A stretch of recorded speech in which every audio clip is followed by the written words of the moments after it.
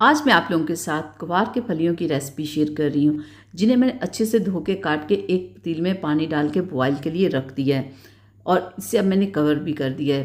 5 से 7 मिनट हम इसे बॉयल करेंगे। जब 5 से 7 मिनट हो जाएंगे तो फिर हम इन फलियों को निकाल लेंगे और निकालने के बाद हम इन्हें एक साइड पे रख देंगे। और यहाँ मैंने कढ़ाई में 1 कप ऑयल डाल दिया। इसमें अदरक लहसुन का पेस्ट जाएगा।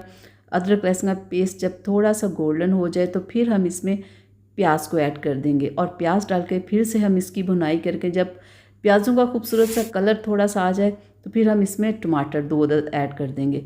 टमाटरों को डाल के फिर से हम इसकी भुनाई करेंगे, ठीक है। और फिर हम इसमें 1 चम्मच नमक का, 1 चम्मच रेड मिर्च का पाउडर और 1 टीस्पून इसमें हल्दी ऐड कर देंगे। अब पाउडर मसालों की भी अच्छे से हम भुनाई करेंगे। जब अच्छे से इनकी भुनाई हो जाए 5 से 7 मिनट तो फिर हमने जो फलियाँ बॉयल करके रखी थी वो इसमें ऐड कर देंगे।